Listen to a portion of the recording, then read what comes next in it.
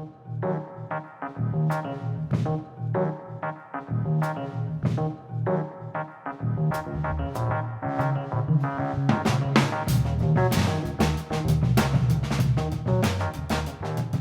everyone, and welcome to Carpet City Cinema, a Gila Films podcast. And thanks for joining us for the first episode of 2024. And thought I'd take this opportunity to kind of recap last year and what went on. It never seems like you get as much done as you want to, especially when you're trying to work forward in a field where it's difficult to really make it a living, make it something you can actually financially depend on. And that's not the motivation. The main motivation with me in filmmaking, obviously, it's the my interest in the craft itself and in the art form itself. But ideally, with anything that you love doing, you want to try to find a way to make a living off it too. And when you haven't achieved that yet, it kind of always feels like you're racing against the clock. Time's passing away as you're trying to just really establish yourself successfully in this field, because until you've done that, until you can find a way to make a living off it, you're having to juggle filmmaking and film restoration with real life, everyday life, and it's very hard to find the time for it. It's such a time-consuming art form. So when you look back on the last year, I see, I'm still not there yet. And that can be kind of discouraging, but then you have to kind of take stock of what you have accomplished and what has been going on. And it was a really good year for us, 2023. Gila Films was very fortunate last year. Obviously, right from the jump, we have this podcast that finally got launched. We're over 30 episodes in. Has had really great support from the listeners, viewers like you, if I may, and really good response. On the YouTube, getting quite a few views on the episodes, getting really good feedback. And it's a good way to kind of have basically a consistent product to put out there in between films.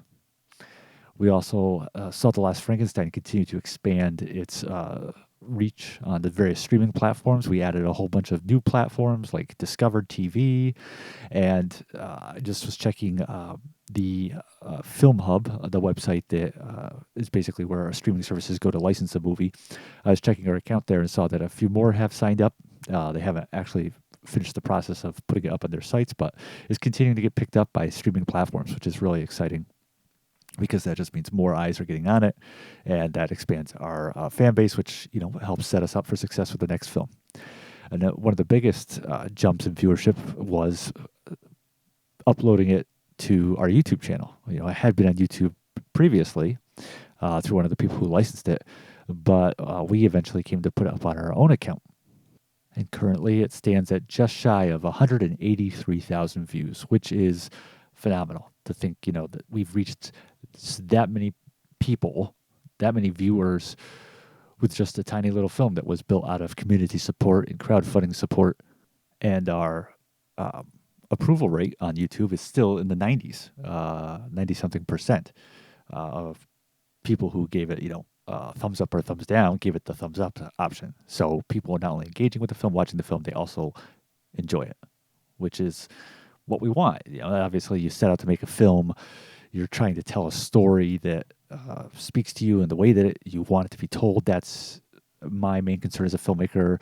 I'm not making it for an audience, which isn't to be antagonistic towards people who watch the movie. It's not that I don't care, but at the end of the day, your main audience is yourself. That is your only audience as a filmmaker. Is you have to make the film for yourself, and then hopefully, you obviously would rather have people like it than not like it, but you still have to make the film that you feel you should, even if it doesn't meet with much rapture. But this film has that kind of response from people that over 90%, over 91% response is gratifying, and it's means hopefully that like I said, that getting the next film up and off will just be a lot smoother. And one of the great benefits of putting the film up on our YouTube channel is what it did for the channel itself. We only had about 30 followers prior to putting the movie up there, and then we spiked up to now over 1,000, which puts us on the track towards monetization. Again, just trying to find new ways to generate revenue to make this model of making and restoring films self-sustaining. So especially at this budget level, it's about squeezing every drop of blood you can out of every possible stone, and sometimes you have to build multiple small streams of revenue just to kind of get things initially going. And it's good to see that that's happening. It's good to see that that's beginning to take shape, and adding product. Not just the episodes of Carpet City Cinema that we've been uploading to the channel, but also we were able to finally put up the classic Christmas TV episode that we did this past December, A Star Shall Rise, and again, that's something that we plan to continue to do. Also, in terms of restoration, although we're still trying to finish up the last touches on the last Frankenstein's Blu-ray release, which is also something, of course, that's great news right there, is that we finally signed a distribution deal with a great label that people will really be excited to hear about. And now we're almost at the stage to send that to replication. So that was obviously very much a high point of 2023. But in terms of restoration, we talked about UFO Target Earth, and that's obviously still like the big puppy that we want to get our hands on. But we've also been very fortunate this past year to find some smaller titles, some locally oriented titles, such as the Mohawk Carpet TV special that we picked up a print of, and also some old 78 recordings from various Mohawk TV products that we also plan to restore all that stuff in time. So it's great to have that waiting in the bank, basically. Little projects that we can kind of move on to in between bigger things of a larger scope. And I have to give a shout out to all the success of what I refer to as our sister company, Trenchmouth Productions, headed up by Jay Leonard, our producer extraordinaire, who has himself had a great year with the film festival success of his recent directorial effort, Break Glass, which, of course, as we have talked about, involved several other veterans of The Last Frankenstein, cast members such as Jeff Rayano and Jorge Luna and Keely Sheridan. And it's had a terrific run on the film festival circuit. And now Jay's branching out to have, check out the new social media accounts he's got going on for Trenchmouth Productions. Also his new podcast that he's launched, Super Salad Podcast, with his producer, Sean Barnes. So a lot of great things happening with our brother from another mother and what he has going on.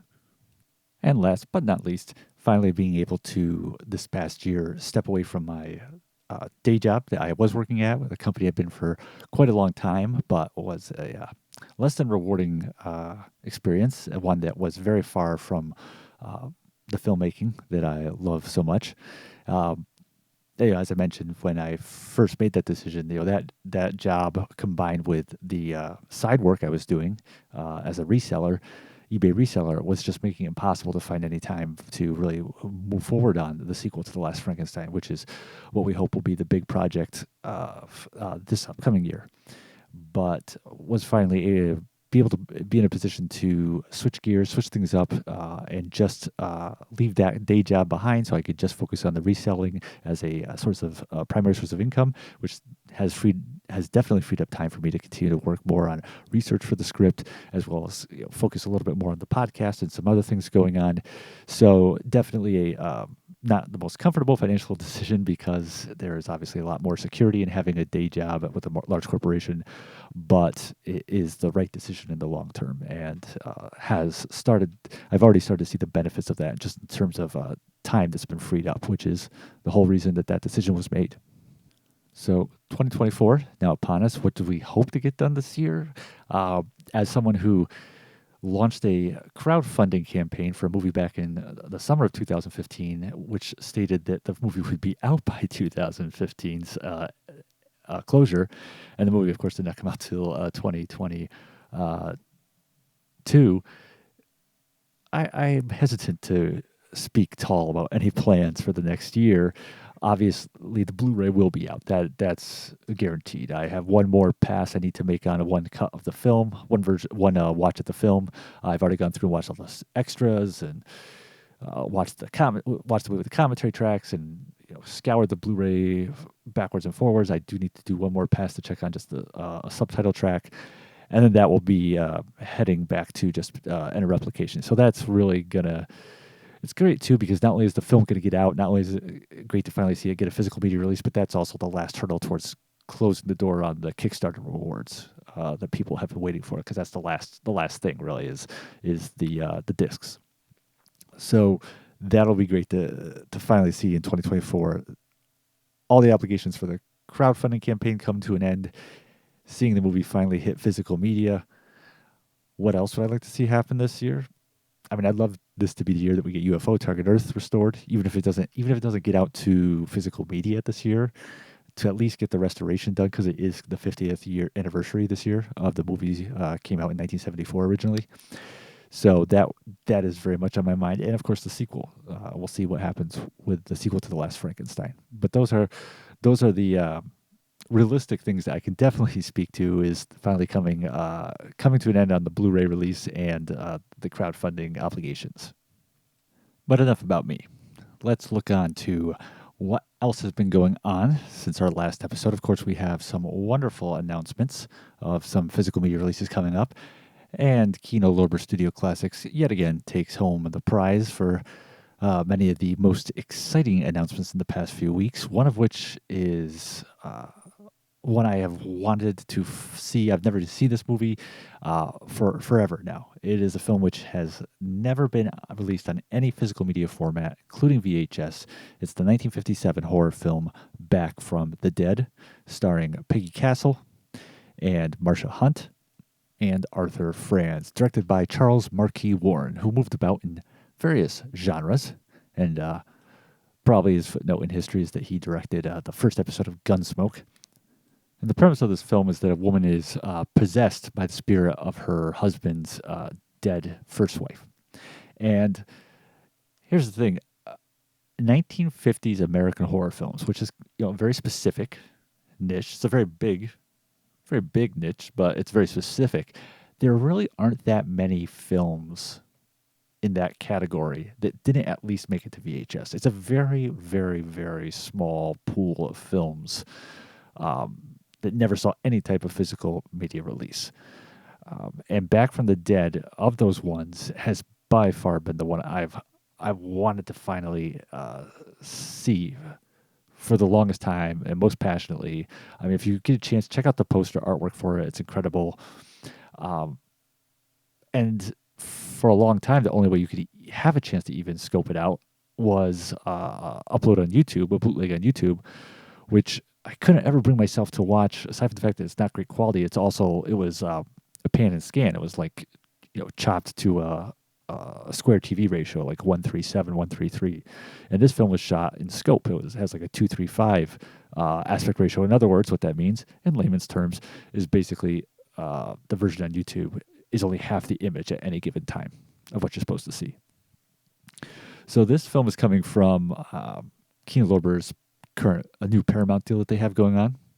And I mean, off the top of my head, I can only think of a couple others. There's The Son of Dr. Jekyll and a movie called Port Sinister. Those two come to mind as two that have never made it to even VHS. And there's some that are kind of science fiction horror hybrids, like The Flame Barrier and what's the other one? Space Master X7. But just pure horror genre films from America in the 50s. Yeah, not a lot left that didn't at least get onto VHS. So really excited for this. This has been on my bucket list for a long time. But why stop there, Kino Lorber says. They've busted out with a couple box set announcements as well that are very, very intriguing. The first of them is called... well, they're not box sets, I should say. They're multi-disc Blu-ray sets. The first is called the Sci-Fi Chillers Collection. They announced this right after announcing Back from the Dead.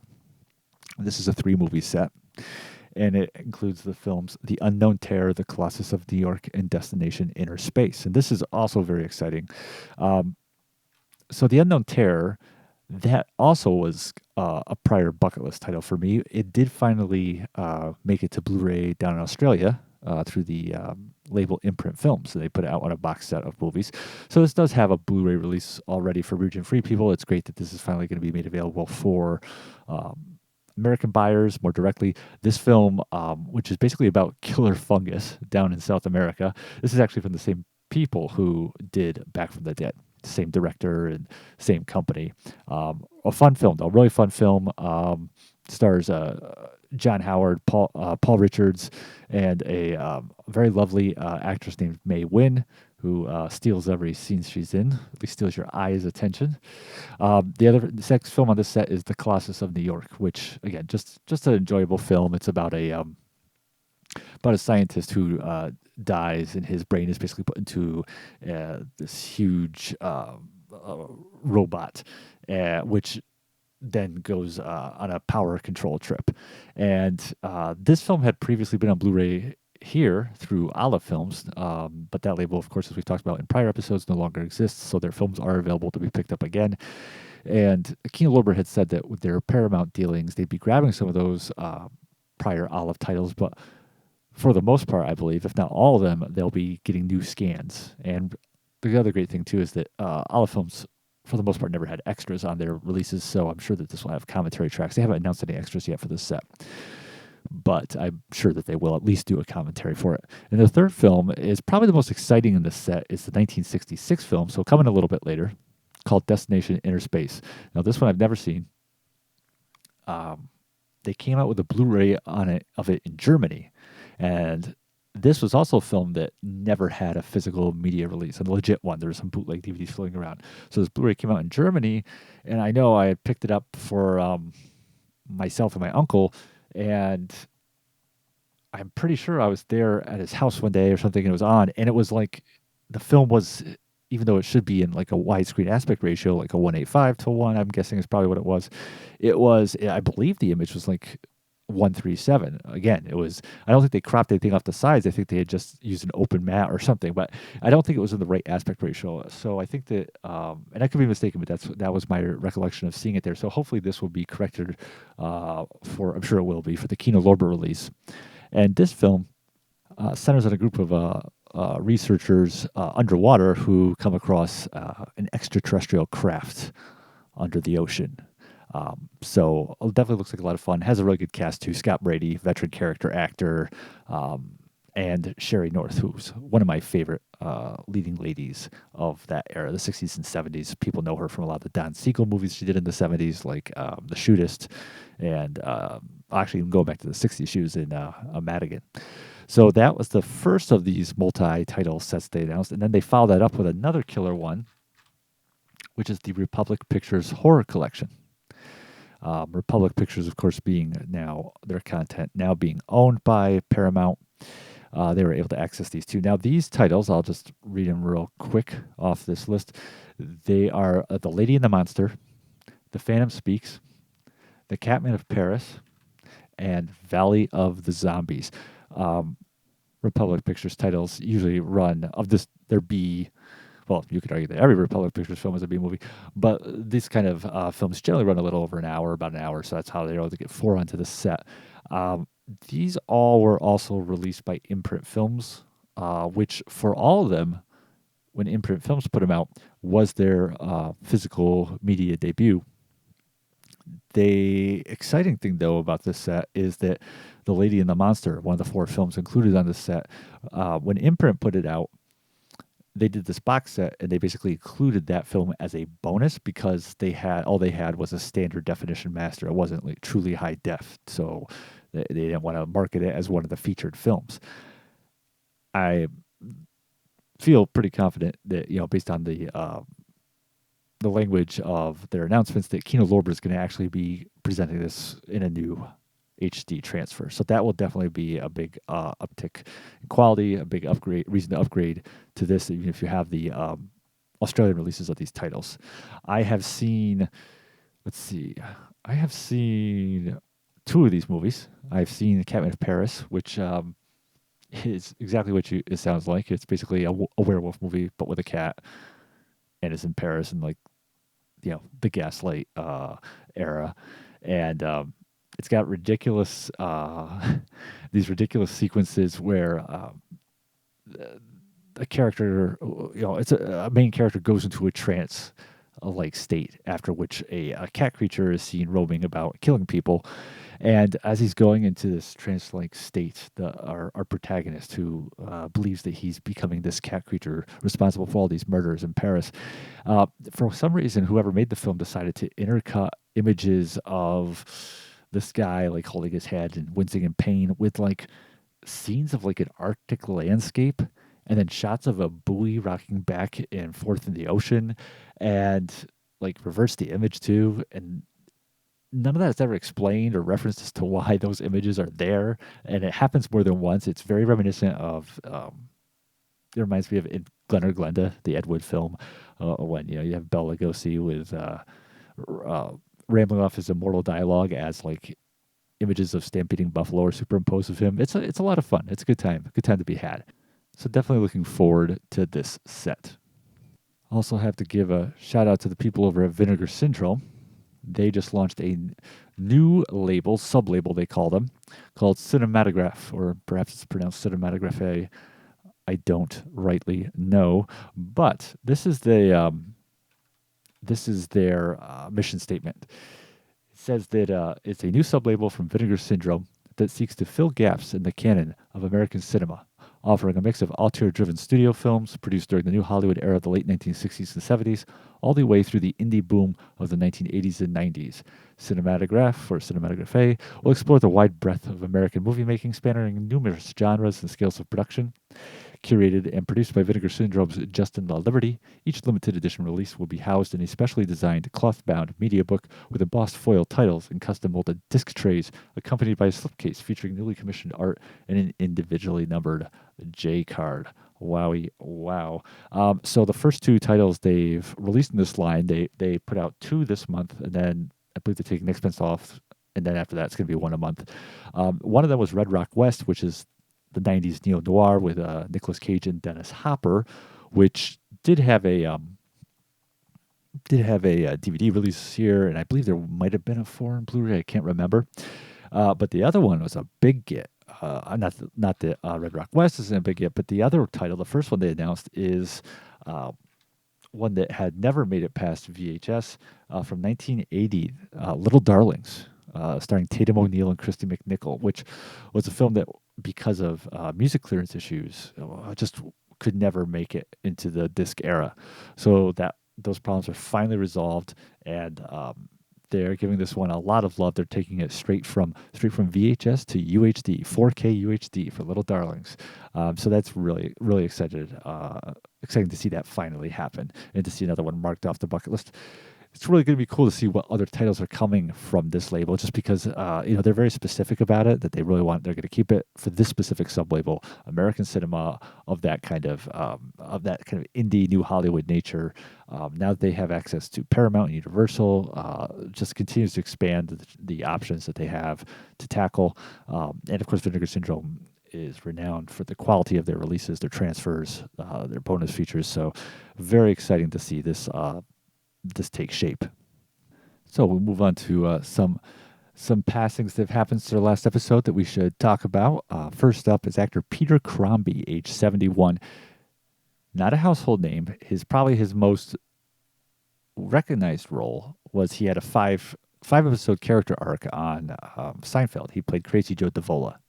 And it was a very memorable performance. It's probably the one that he's most recognized for. Spent most of his career just as a character actor, smaller parts.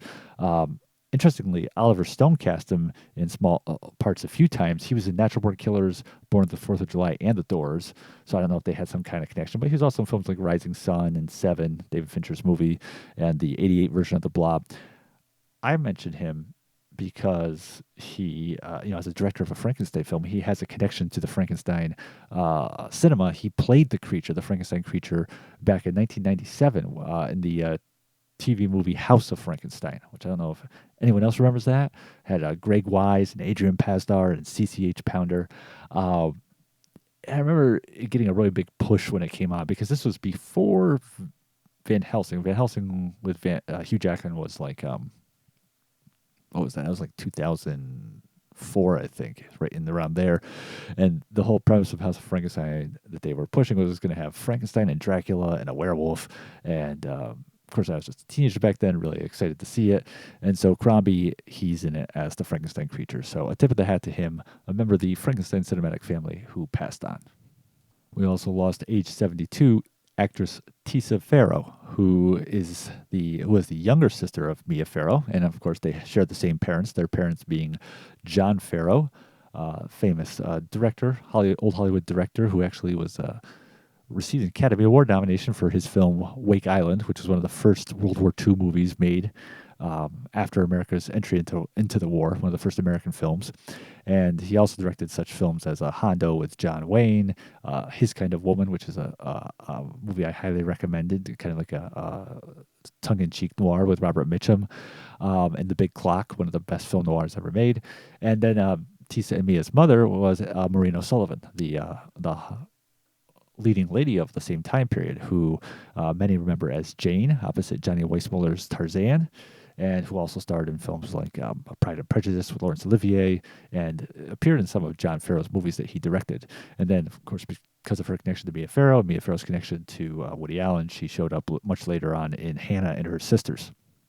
But Tisa, her career was kind of an interesting mix. She only acted for about 10 years, made her debut in 1970 in a movie called Homer, which is a film I would really like to see. Kind of a product of the counterculture era, but I don't believe it's had any kind of legit release. But interestingly, made her name both in acclaimed, more, for lack of a better term, art house movies, such as Some Call It Loving, Renee Clement's In Hope to Die. She was in James Toback's Fingers. So these are films of, like I said, very much critical darlings, but then also fans of cult cinema, of horror cinema. They know her for an entirely different reason, mostly for her roles in two films, Lucio Fulci's Zombie, which, of course, is a huge entry into the horror genre and the gore genre, especially of the late 70s. And then she was also in Joe D'Amato's Anthropophagus, which is also known by the title The Grim Reaper. So definitely left a mark behind, despite having a relatively brief career in front of the camera. Lost actor David Soul, age 80, Starsky and Hutch, of course. He being the latter of those, Hutch. I was a little more of a Hutch guy than a Starsky guy. Of course, I love television programs from that era. I love, detective mystery shows from that era. I wasn't quite as much into Starsky and Hutch, but I need to give it a more of a chance. The interesting thing, if you're a horror fan, the perfect Starsky and Hutch episode to watch around Halloween time is one in which the guest star is John Saxon, who plays an actor who thinks he really is a vampire. And that episode is directed by Bob Keljan.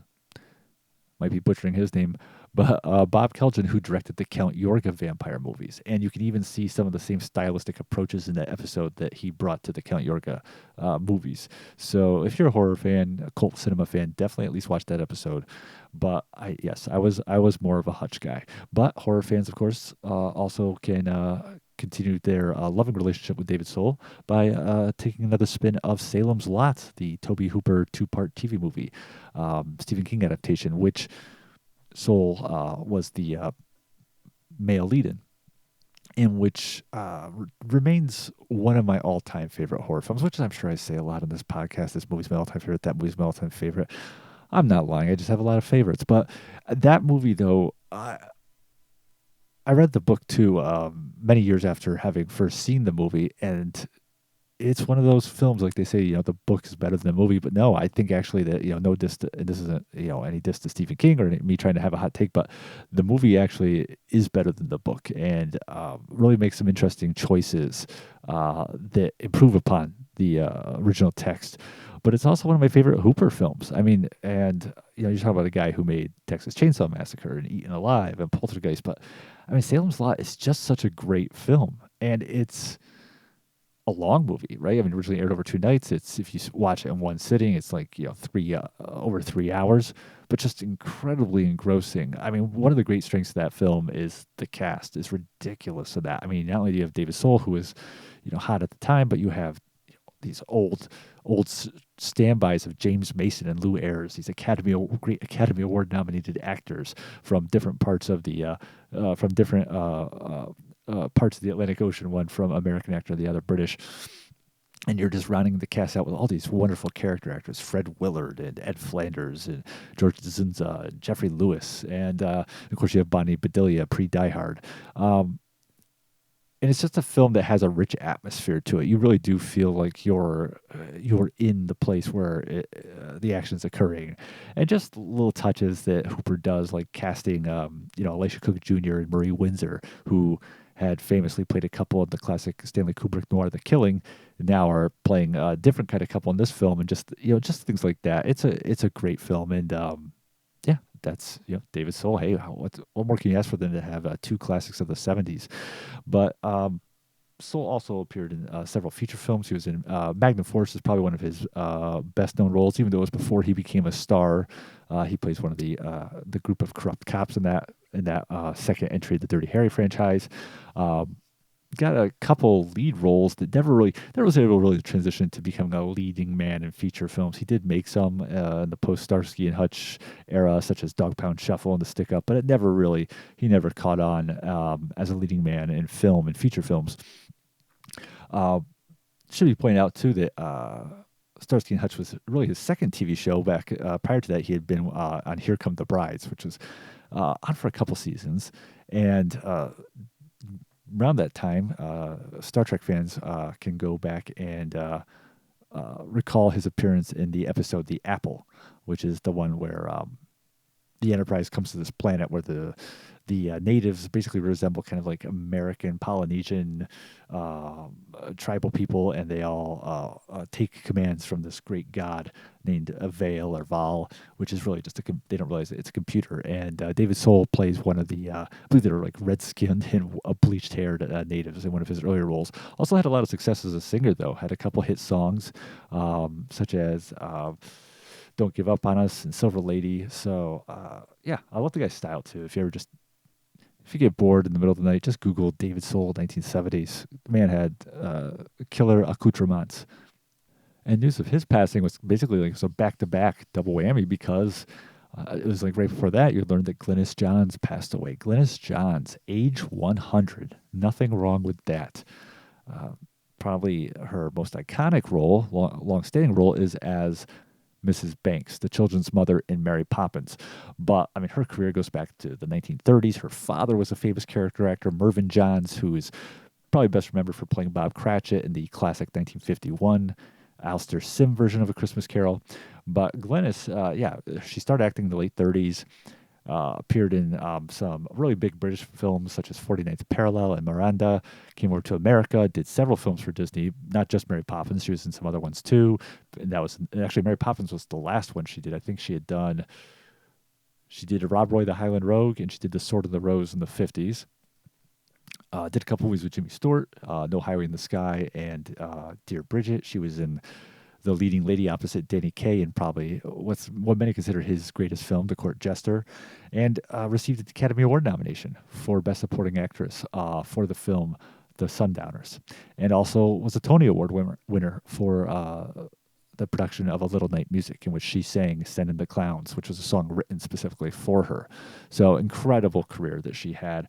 As I was reading about her, I didn't realize that she had starred in a sitcom in the early 60s called Glynis, and it was from Jess Oppenheimer. Jess Oppenheimer was basically the brainchild behind I Love Lucy, and this was a show made at Desilu, and the premise of the show was that she's a wannabe mystery writer who's married to a lawyer and gets constantly finds herself getting pulled into real life mysteries, but it's done with a touch of comedy.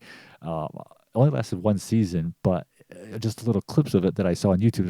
Unfortunately, there's only like a couple clips of intros. So it looks really good, really amusing, really charming. Her husband's played by Keith Andes in the show, who is one of those actors who I always find his presence welcome and stuff. So hopefully that kind of can come out someday, even if it's just better copies on YouTube or something, because it really looks pretty charming. And lastly, we lost actress Cindy Morgan, age 69, a key part of my growing up, my cinematic education. Cindy Morgan is an actress best remembered for two roles in the 1980s. She played Lacey Underall in Caddyshack, and she played Yori, the female lead of Tron, which if there's there's this handful of movies of the 80s. They're actually products of the 80s that were instrumental in my the foundations of my cinematic education that I watched as a youth. And there was the Star Wars films, which 2 out of 3 of those were from the 80s. There was Cloak and Dagger, and then Tron. Tron was a really key part of that. And I remember my aunt and uncle, they had a VCR player. They had VCR players. We didn't have one as a kid until I was about 7 years old. So it was always a big deal to go up to my uncle and aunt's house and watch whatever movie you wanted to watch, not just what was ever on TV. And we had a local grocery store, a Price Chopper, and they had this big rental section. And I can still remember them having all the Disney movies in the white clamshell cases that Disney used to use. This is not the ones that they put their cartoon movies in, like Beauty and the Beast and stuff like that, with the black diamond ones. This is old school Disney clamshell boxes. They were all white with Mickey Mouse as like the Sorcerer's Apprentice at the top. And I can still remember the excitement of being able to get Tron out and watch it. And it's a film that's really holds up. Sometimes you watch a movie as a child and it's a movie that you love, and you go, or a TV show, a cartoon show maybe you watched as a kid, and you revisit it later on, you're like, okay, I can see why that charmed me as a youth, but it doesn't really something that really speaks as much to me now. It's kind of, whatever. I kind of check it out for nostalgia's sake, but it doesn't really hold me like it did when I was younger. But Tron is one of those films, and Cloak and Dagger's the same way, that is truly a great film that really does stand the test of time. One of the great things about Tron, of course, it has this history as it's not the first film to ever use computer-generated graphics, but it's the first one to employ them on such a scale as it did, where the whole film is basically computer-generated imagery. And such a brilliant choice they made to they realized the limitations of CGI at the time, so they used it in the style of which would account for the limitations. They basically said, okay, we're not at the point where we can make Jurassic Park with CGI. We can't make dinosaurs that are going to look like dinosaurs. We can't make creatures that are going to look realistic. We can't, do a CGI of a ship sailing across the ocean and make it look realistic. So why don't we instead use CGI to create an imaginary world, a world inside a computer with these amazingly stylish landscapes of rolling terrain and valleys and crevices, and it's all shaded in colors of blues and reds, and we'll shoot the actors in black and white, and the entire thing will have its own fictional style to it. We won't be trying to replicate the reality of our existence using CGI. We'll create an entirely brand new existence, the world of inside the computer using CGI. And that way we're not beholden to having to have the CGI live up to impossible standards to create something that people can identify with. And then they'll be like, well, that doesn't look like a dinosaur or a horse or whatever. Instead, we'll just use the CGI to create these newly designed ships and these newly designed terrains and newly designed buildings. And it will all have its own style built on what we can accomplish with CGI right now. We know what the maximum potential is of CGI. And within those parameters, we'll use whatever limitations we have. We'll find out where's the furthest we can push these boundaries of CGI out to. And then we'll use that as the baseline with which to create this artificial world. How far can we go with CGI to create, for example, there's the main command ship that the villain, Sark, played by David Warner, has. How far can we go with CGI to create a detailed, completely fictional craft? All right, this is how far we can go? Okay. So we're going to then build the style to reflect the limitations, and then bathe it in this incredible color design. And by doing that, by making those choices to not try to exceed what they had the potential to do with CGI, but by not trying to use it to create things they know they couldn't create, by instead using whatever the whatever the maximum potential was to create this fictional world. That decision was so brilliant because then we're left with a film that is timeless. Because you go to watch Tron now, you don't. I don't think when I go to see it, I don't think, oh man, that looks so dated. That looks so. It looks like they were just trying. Like when you watch, like for example, Deep Rising, we talked about that movie a few weeks ago, and some of the CGI in that movie, it was biting off more than it could chew, and it just looked wonky. It looked cheesy. It's distracting. But Tron, when you go back to revisit Tron, because they interwove the style with the limitations of the CGI, because they made those two things one, it never seems dated. It always seems like, okay, yeah, this isn't. When I watch Tron, I still feel like I'm being transported into this fictional world of the grid, of the inside the computer, and I never think like, oh, this is just cheap '80s graphics. I'm very much aware of the fact that the style of it, with like the neon style lighting, and Dean Cundy didn't shoot that movie, but it almost looks like he could have. It very much looks like a film that's a product of its time, but in a good way. It really plays up to the strengths of '80s aesthetics, and they created something that never seems dated. It never seems past its age. It was a really brilliant decision. And Sydney Morgan was a big part of that, obviously. She was the leading lady. And just a great film. Great film.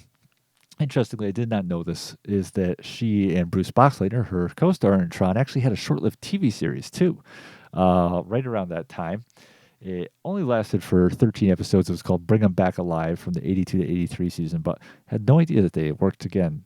They were the leads of that show. It wasn't like she just ran. It was like a bit player or something like that. They're actually the leads of that. And that was like right after Tron. So R.I.P. Cindy Morgan. All right, then let's turn to the movie of the week, which is something a little more recently made that I checked out from 2021, the horror film Antlers. This was directed by Scott Cooper, who gave us such films as Crazy Heart, the one that finally won Jeff Bridges his Academy Award. He did several films with Christian Bale. They did Out of the Furnace, Hostels, and his most recent film, The Pale Blue Eye. Also did Black Mass with Johnny Depp. And this film was produced by Guillermo Del Toro, and it's set up in Oregon, in a very impoverished part of the state where a lot of meth addiction going on, and the local mining industry has taken a turn for the worse. And Kerry Russell and Jesse Plemons star in the film as siblings who grew up in this community and unfortunately grew up in the shadow of a very abusive father. Their mother died when they were young, and their father just was a very violent person who also abused Kerry Russell in sexual ways.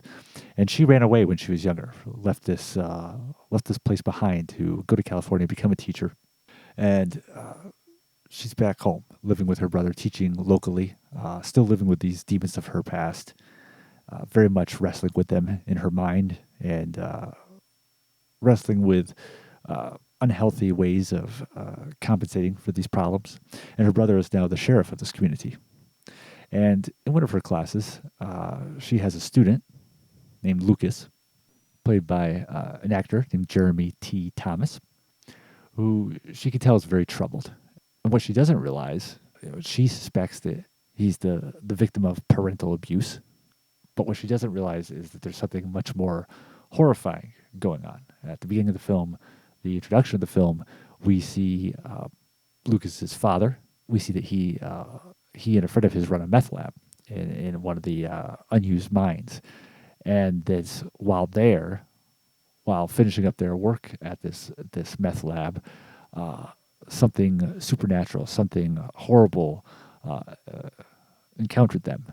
And they met with some type of horrible but unknown fate that also affected Lucas's younger brother, who was with them. And we know as the film, and this isn't really spoiler territory because this is very much in the beginning of the film, we know that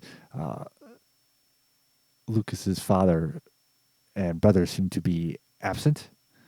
And we know that he's trapping and learning how to trap and catch wild animals, and that he's preparing food from these animals and then feeding something that's locked behind a door in his house.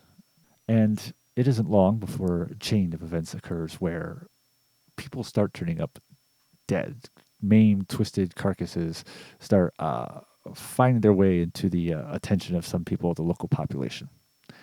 So I think that's enough detail for the setup there. Just to say, though, that, again, no spoiler territory here. If you've watched the trailer or followed any of the promotional work of the film, the movie touches upon, it's based on the mythology of the Wendigo. And the Wendigo is a product of Native American folklore. Specifically, I guess it came from the Algonquins. And it's the idea of a malevolent spirit, a demon that possesses people and causes them to become insatiably hungry, cannibalistic, and to obviously kill people. And this isn't the first film to touch upon that mythology. Larry Fessenden made a film appropriately titled Wendigo several years ago. This was based on a short story, The Quiet Boy by Nick Antosca. And they started developing this film back in 2018. Del Toro wanted to bring it to the screen.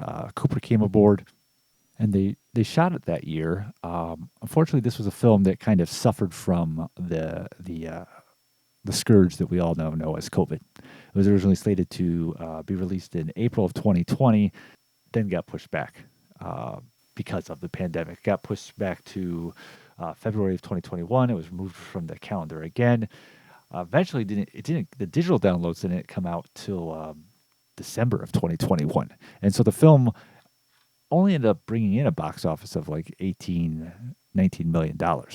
And I'm not sure what the budget was. It's interesting because it doesn't have like the greatest consensus of reviews. If you look at like aggregate reviews, for example, IMDb, they have their user ratings, but they also take steps to weight those, to take into account for people who are just either, bombing a movie with poor ratings, or who are marketing departments that are faking out lots of 10 out of 10s. They try to weight that in ways with their algorithms and stuff, but it's only got like a 5.9 out of 10 there. And on Rotten Tomatoes, it's at a 60%, which is I think it's a bit harsh. I watched the movie, and my takeaway from it was that, there's this kind of like this group of films that they're not classics. They're not movies that you say, oh, that was so good. But they're also not bad movies. They're solid. They hit a lot of the right notes. They make for good watches. There's things you take away from them of a positive nature. They're just not up to that level where you're like actually could go out and recommend them to someone. But they're not bad movies either. I think that this is one of those kind of films, and I think it's one that, first off, it's dealing with an inherently interesting mythology. I think mythology in general has always been something that's appealed to me. Even when I was a kid, I always loved like reading Greek mythology, and of course, I was a big Star Wars fan as a kid. And Joseph Campbell, the famous author who wrote about mythology, said that George Lucas was his greatest student, because George Lucas, through Star Wars, was basically taking the essence of so many mythologies and of so many mythological archetypes of characters and stories, and distilling it into Star Wars. So, my interest also, I should also say too, as a kid, films like Jason and the Argonauts, was a Clash of the Titans. I was a big fan of those. So mythology is something that's always spoke strongly to me. And I was a big fan of The Natural, the Robert Redford baseball film, which is kind of, to some people, it's generally regarded as a classic. Obviously, there's not much debate about that, but it also has a very polarizing effect. There's a lot of people who walk away from it and see it as cheesy and corny. It's too larger than life. He hits the baseball at the end and it blows the lights and all that stuff. But that film is very deliberately and intentionally mythological. There's direct references to mythology in that movie, a lot of symbolism in it. And so I think that's another reason why that film has always been one of my favorites, is because it has this whole mythological structure underneath the plot. The idea that this is tackling this Native American mythology is very interesting to me. I find that concept very interesting.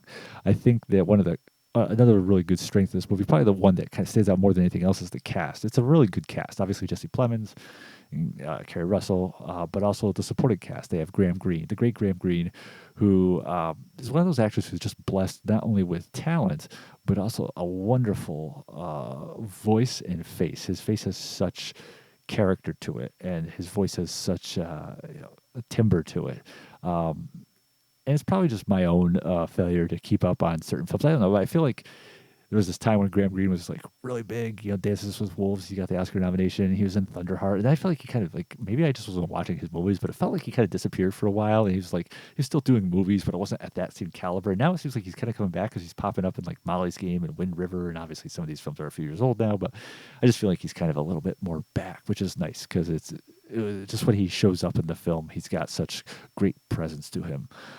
Amy Madigan's in the film, although her part is pretty much kind of like a throwaway part. They probably could have gotten anyone for it. It looks like the kind of thing they probably had her for 2 days. But yeah, hey, cool that she was in it. Roy Cochran from Dazed and Confused, much older Roy Cochran, plays the deputy, Jesse Plemons' deputy. But the performances are all really, really good, and that does a lot to anchor the film into its reality.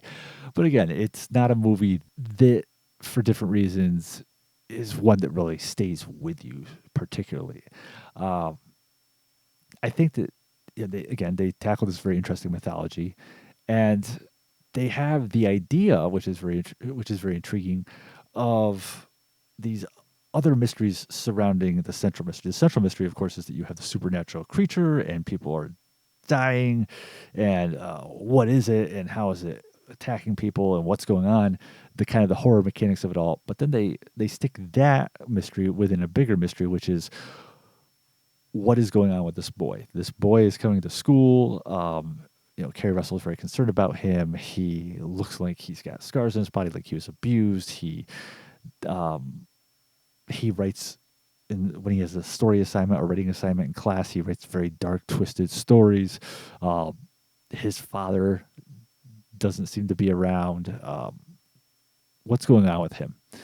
And using that as the way for Kerry Russell's, using that mystery of what's going on with this boy, what's going on with his household situation, as a way for Kerry Russell's character to make her journey through that mystery into the central mystery of, oh my goodness, there's like something supernatural going on here.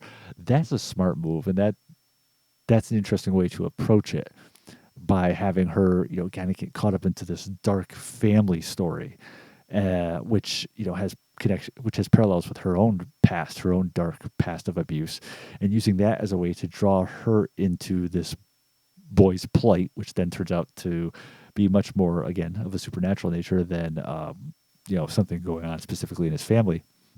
But the problem with the film where it missteps is that it uses that as a way for Kerry Russell's character to be brought into the mechanics of the plot, but it doesn't, unfortunately, do the same for the audience. For the audience, it telegraphs right from the beginning, there's a creature. The film starts out with, like I said, this whole scene of the boy Lucas's father at a meth lab with his buddy, and they're cleaning up for the day, and they hear sound. They think there's an animal in the mines with them, and then they get attacked. And right from there that there's a creature of some sort, and they don't clearly show it, but they show limbs, monstrous limbs reaching out and grabbing at these guys. So you as the audience know right from the beginning, trailer aside and reading promotional stuff aside, you would have known from that anyways, but right from the beginning that what's going on is there's something of a monstrous or creature-based nature at work. And I think it would have been a lot more interesting if, even though they probably would have had to market the film maybe, and not necessarily, but maybe they would have had to market the film in some way to kind of communicate to audiences that there was something monstrous at work. But in the actual finished product, I think it would have been interesting and much more memorable, much more effective if they had not let the audience in on the fact that there was something supernatural and a creature at work. If the film had basically started after that first opening sequence, like, we don't need to see the opening. We don't need to see the guy in the mines get attacked by this monster. Why don't we just start where Kerry Russell's journey starts, which is there's this kid who's really problematic at school. He's getting bullied. He seems very weak and defenseless. He's writing these twisted dark stories in his creative writing. He doesn't seem to, he's supposed to have a father at home, but we never see this father. He's supposed to have a younger brother, but the younger brother never comes to school.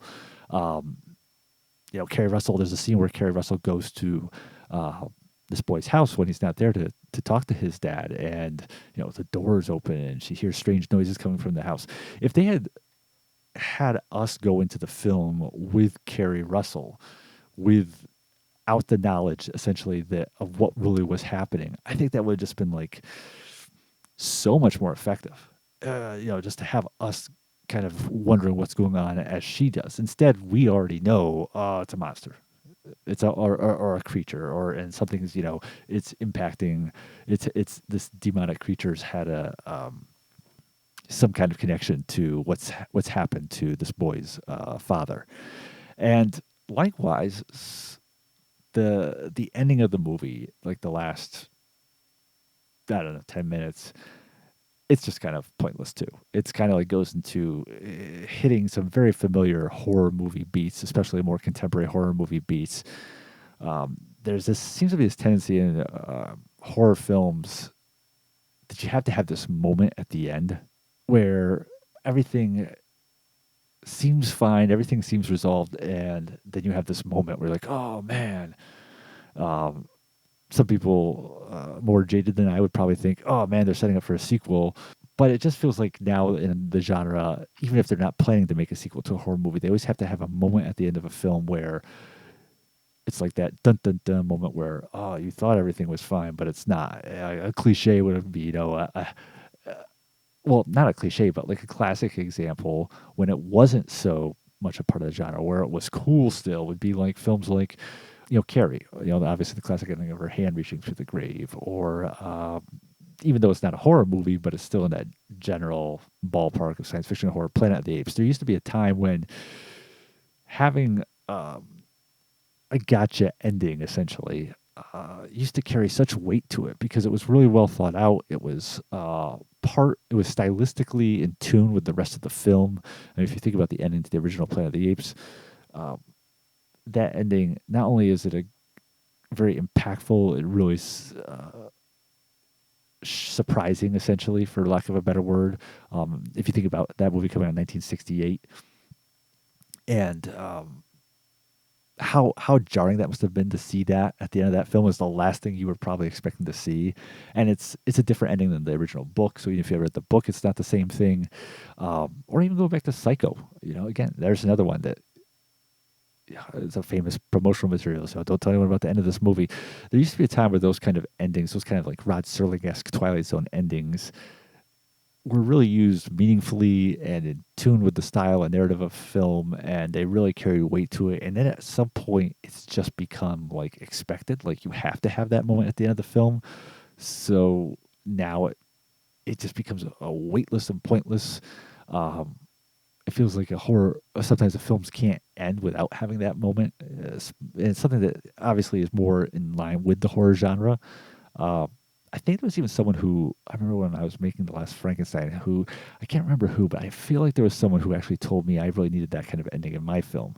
That there should be like a last shot at the end of the movie, like back in Jason's lab, or something of that nature, where you saw that the experiment was still at work, that it was still in progress.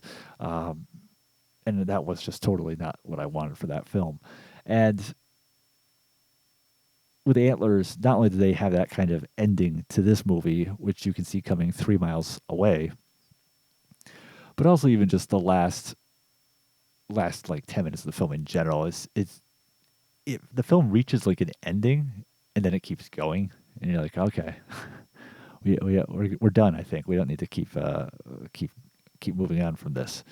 Um, and I think one criticism of the film that, I have my own issues with the movie that I just mentioned, and those weren't really issues I saw so much in the critiques of the films that I read. But one issue that I do agree with that some various people pointed to was that, so there's a lot of touching upon in the film, a lot of dealing with this backstory of the abuse that Carrie Russell suffered from her father, and it never really feels like that is really homogenous with the rest of the film. Like obviously she comes from an abusive background, and you have this boy who looks like he's come from an abusive background, and it all takes place in this, desolate part of the country which is suffering from poverty and addiction issues, and so there's parallels to that. but it never feels like, as you're watching the movie, that these strands come together. Um, you just feel like it's more ping pong and like, oh, we're going to spend some time with Carrie Russell's character, learning about her backstory, about her abused childhood, and then we're going to ping pong from there to scenes with the boy dealing with what's in his house and what's happened to his father, and they never seem to coalesce into one thematic push. I think going back to what I said about the introduction to the film, I think maybe if they had taken that approach of having the audience be just as much in the dark about what was going on as Carrie Russell's character was, then I think those themes of her past abuse and this boy maybe having being abused, I think that would be they would be a lot more impactful, and they would seem to be more intertwined with each other, because then we as the audience would be watching the film and not knowing what's going on. We'd be seeing how Carrie Russell perceives things, that she's perceiving this boy as being a victim of abuse, just like she used to be. And because we don't know what's going on in the film either, because we're also in the dark, we would subconsciously trust Carrie Russell's impressions, and we would be more of a mind with her. That, oh yeah, this boy, he must be being abused and such, and so her backstory would carry more weight with us. It would seem to have more of a purpose. We would be like, all right, her, the context of her life experiences is explaining how she perceives this boy's life experiences, and but because the film immediately telegraphs to us that there is something that the main antagonism of this film comes from a supernatural element, the whole idea of her backstory really doesn't generate that same kind of connection with us. We note it as a motivation for why she has issues in her life, and we note it as why one of the reasons she's concerned about this boy, but it's not ever something that really becomes vital for us as the audience in the way it would if we were kind of going in blind, just like she was. I also think the film kind of, there's a sense where it's trying to maybe play it both ways with this character Lucas, this boy. We know that his main problem is this supernatural situation that he's faced with, but it seems like the film also tries to imply that he truly may be, besides that, have been abused somewhat by his father physically. There's kind of like this subtle implication of that, but it never really comes out and says it. It feels like the filmmakers, they want to suggest it on a very subtle level without having to commit to the idea. Because when we see the character of the father, and when we see the interactions that Lucas has with him, and we see, I can't go too much into spoiler territory, but basically when we see the father on screen, even though we know he's like a meth guy, he's making meth, he's not exactly a pillar of the community, we also see him interacting with both his sons in a way that comes across as very warm and paternal and playful. There aren't really any moments where he snaps and then becomes the a-hole, where he tweaks out and slaps his kids around. We see him as someone who is very reminiscent of a typical blue collar going to work dad. So the film, it seems like it wants to kind of present him, it wants to kind of subtly imply that maybe there is abuse in this household and problems in this household, beyond the supernatural issues that predate those. But at the same time, they don't really want to go that dark. They don't want to follow through on that idea. So when they show the father, they show him in a more positive light. And I think that, we know that victims of child abuse, parental child abuse, who are physically abused, is what we're talking about now, beaten. We know that it's a very complicated situation in terms of how those children perceive their parents. They don't always perceive them as abusers. They still love them because those are their parents, and there's this weird, twisted relationship between abuse and love. it's not as black and white as, oh, my dad's beats me and now I don't love him anymore. Now I recognize him as a villain, because as a child you're growing up, you're still processing all these things. It's hard for a child with a young mind, an underdeveloped mind, to perceive the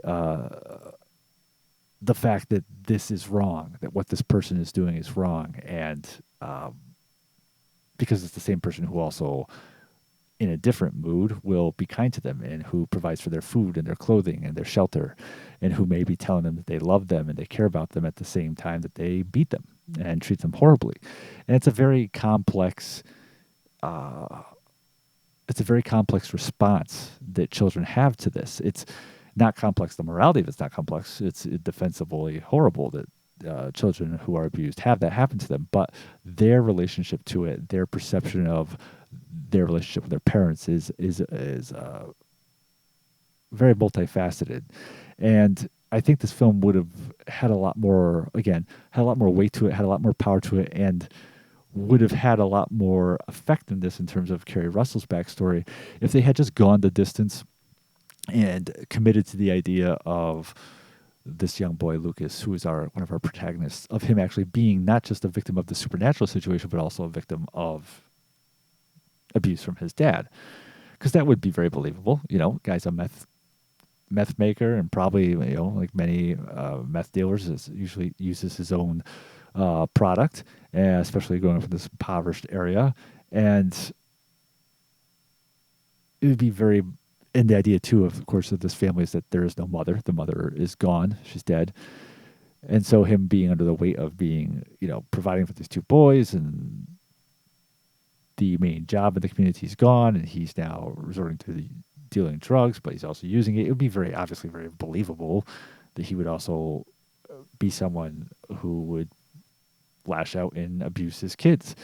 And adding that layer to things, adding that layer to the narrative, where we are realistically seeing how this boy would be reacting to a situation where the person who is his abuser, but who is also his father, the person who beats him, but who also claims to love him and provides for him, is now also the victim of this supernatural plight, which is now making this young boy have to be kind of man up and become the provider.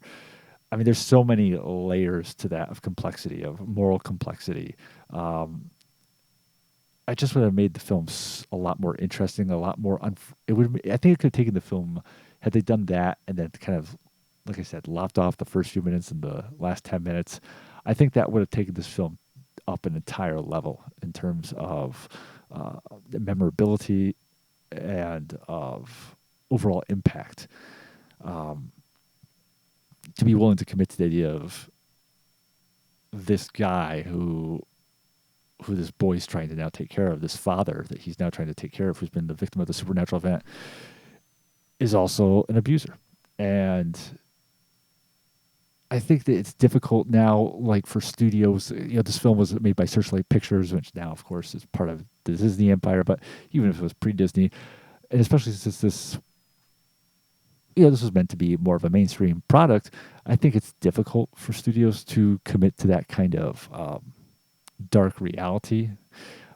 We talked about that with 70s films. One of the reasons I love 70s films is because they take a character, they make them into very three-dimensional, very realistic, and they take a situation and they inject that character into that situation and then let things develop as they naturally would. And they don't worry about whether or not that character comes off as palatable or not. Classic example being Popeye Doyle in The French Connection. He's a cop who is a very realistic character. He's brash, he's impulsive, he says things which are racist, he says things which are offensive, and it's a very realistic person. It's a person that you, for better or for worse, that person in real life, and then they put him into the situation, the plot of that film, of the heroin bust, and things play out as they do, and they don't worry about whether or not what that character does is quote unquote good or bad. They just worry about whether or not it's logical and consistent. And I think if that kind of approach had been taken with this film, then you would have a father who was an abuser, and you would have a father who, had that dichotomy of loving and providing for his sons, and also beating them and lashing at them. And likewise, the son, Lucas, you would have had this this split between, him being the victim of this person and him then also trying to take care of this person who now has been plagued by this supernatural event. And then all that would have tied in so much more effectively with Kerry Russell's backstory. And again, if you then have the audience drawn into this story while being in the dark about things by not telegraphing that it's a monster, it's something supernatural. All those were steps they could have taken to just again, like I said, take this to another whole nother level. But I think, like I said, I think that sometimes they get skittish about going that dark in something that's a little more mainstream. And I think that there was a time when they weren't as concerned about that. But that's my 2 cents about the movie Antlers. Very affordable Blu-ray. It's out on Blu-ray. It's on all the platforms to stream it. Check it out. Let me know what you think. Again, it's not a film I'd be like, oh yeah, you got to see this movie. But I think people, it's not a bad movie, and performances alone, just Graham Greene alone was worth seeing the movie. But Kerry Russell's good. She is good. Obviously, Jesse Plemons, his star continues to ascend. It's now an Academy Award nominee and such. But Kerry Russell's does a really very strong in the lead role and acquits herself very well. So, Antlers from 2021. Well, that'll do it for this week's episode of Carver City Cinema. And we will be back in another week or two. Trying to get back to doing this on a weekly basis. Just a little tough still with the schedule as I'm still transitioning into this new role of being self-employed. But there will be another episode in a week or two. Thank you very much. And anything you can do to continue to support us by just... It seems like such a small thing. It can seem like a really unimportant thing, but it really does carry a lot of weight when you just, give us a good review, give us a thumbs up, whether it's on our YouTube video listing of this episode or giving us a 5 out of 5 star review on Spotify, whatever you can do. It really does add up to all these algorithms and stuff to help us out on social media and streaming platforms. So thank you very much for what you do, and take care, and we'll see you in a week or two.